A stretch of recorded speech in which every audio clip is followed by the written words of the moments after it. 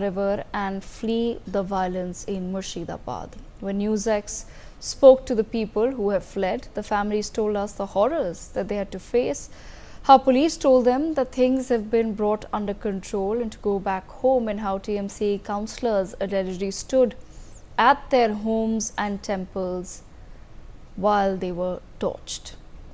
Despite over 200 arrests made so far, the Hindu families have refused to return due to the fear of being attacked once again.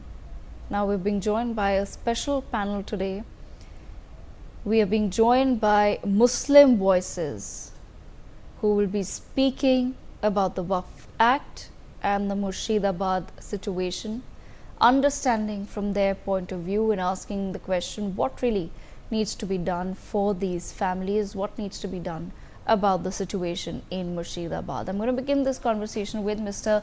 Ahmad Ayaz, political analyst who joins me on the broadcast. Mr. Ayaz, I want to begin by understanding from you what really is it about the Waqf Act which is triggering violence in West Bengal, in your assessment?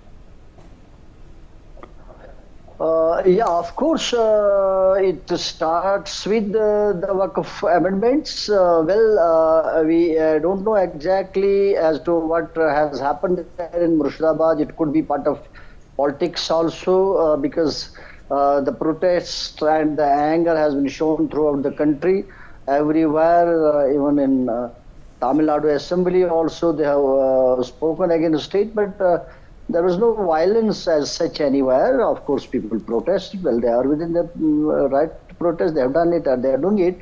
But as long as violence is concerned, it's of course unfortunate, and the government there in the West Bengal would be better in a position to explain as to why and what has happened there. But Mr. Ahmad, okay, I'll rephrase the questions. I'm not trying to understand from you why exactly the violence took place. Of course, you were not there, you don't know. But I'm trying to understand, maybe from conversations that you're having with other people or bits of information that you're picking up personally, what is it about the Waqf Act or what misinformation about the Waqf Act is being spread which you think is potentially causing people to get so triggered that they would cause a riot to the point that people have to pack up their bags and leave their homes? No, there is no misinformation. It's very clear. One is besides being an interference in the religious affairs, which is of course against the constitution. Well, we agree that there have been amendments carried, in the Waqf Act even earlier also. But the amendments which were done in the past were quite acceptable to the people. As such, there was no issue.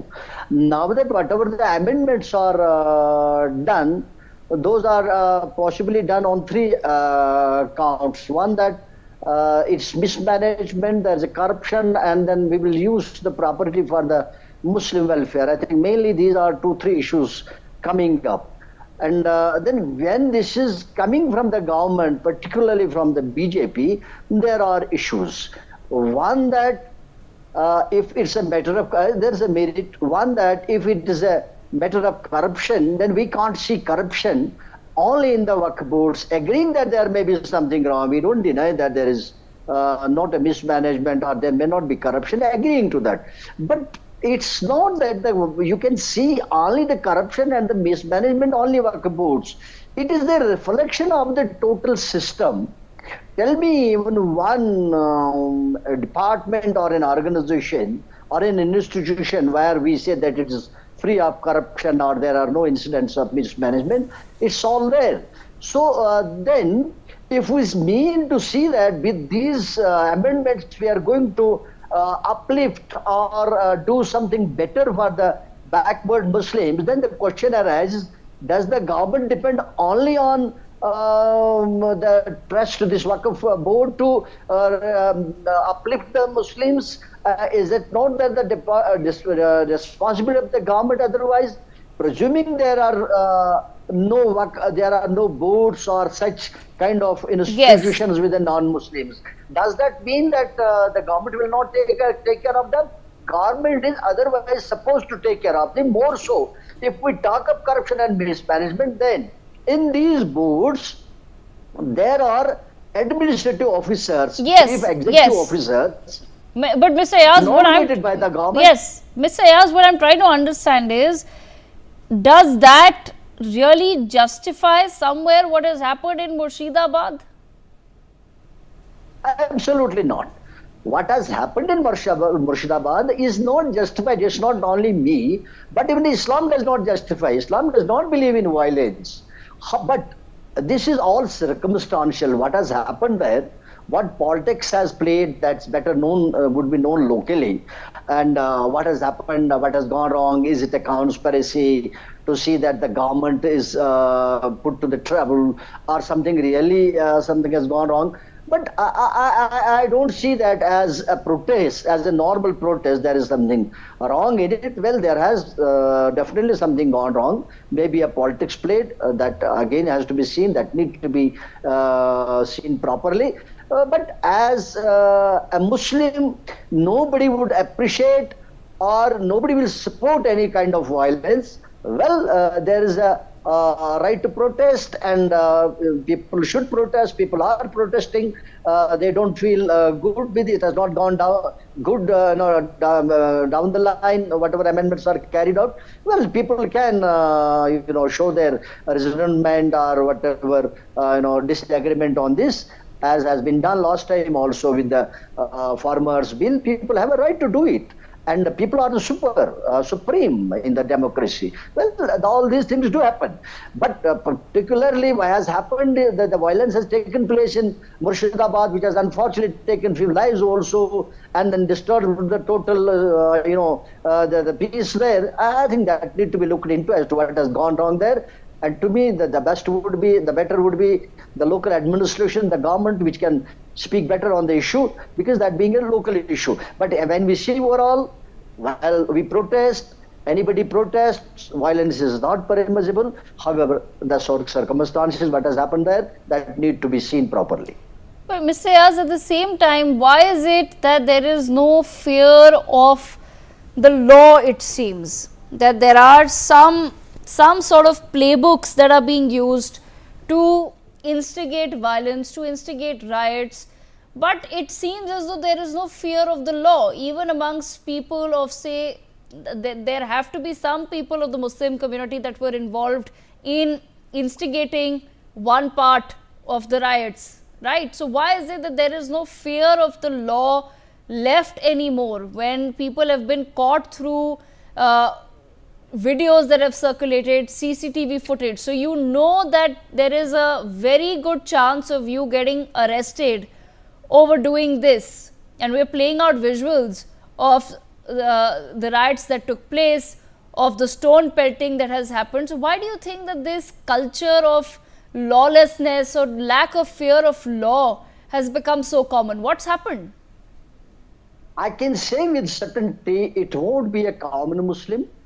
It won't be a Maulana, it won't be a preacher who is really not connected with any political party. I'm sure about that. It must be definitely the people who are connected with some politics, some kind of politics. Otherwise, nobody will do it. Muslims, I'm sure, will not do it, because they mean protection of their rights. They will do, but they never mean that they'll have to resort to the violence, burn something, or break something, or beat something. There's no point in that, because that will harm them. So people know it. Muslims particularly who are protesting, they know it. It will be harmful for them. And maybe some foul play, maybe some conspiracy, maybe some politics being played. It looks to be that. I don't think there is anything beyond that. But as Muslims, you can see that it has happened everywhere. People are protesting. You must have seen on the Friday the other day, there were protests throughout during Nimaz time and everywhere. But there are no reports of violence anywhere. People know it, Muslims know it for certain. If they resort to the violence anywhere, it harms to their protest, it harms their demand, it harms to their cause on Waqf board. Okay. So they won't resort, and why should they do it? It is definitely some people who are somewhere involved in the politics. Somebody has played somewhere to see that the things are disturbed. It must be like that. I'm sure if you see very sincere and honesty, if the investigations are conducted, I'm sure that this will come to the fore.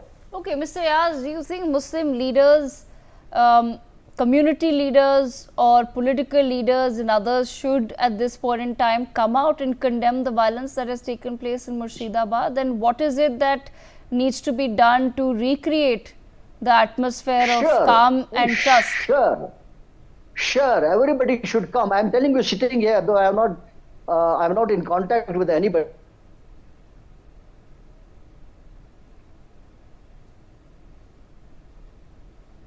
Condemn it on everybody's behalf. I don't know. I don't think anybody should not condemn it. Why should not the political leaders also condemn? They also should equally condemn it and come and see that this is not done. I'm sure it is nothing like Muslims doing it in support of their cause. I'm sure there must be some politics. It has not happened anywhere where our protests have taken other than Murshidabad. It has happened because possibly there's a non-BJP government. That also could be a reason. A lot many things could be there. I won't get into that, but certainly it looks to be some kind of politics being played there to see that the things are disturbed. Otherwise, there's no reason for getting into the violence. Well, there's a reason to protest, but not for the violence. Absolutely not. So if you say that, I again condemn it. I condemn it rather on behalf of everybody. I condemn the violence and feel bad of anybody having got killed in the process. It's very sad state of affairs, and nobody would like it. No human being will like it. No Muslim will like it. No Islam does permit about it. Very clear about it.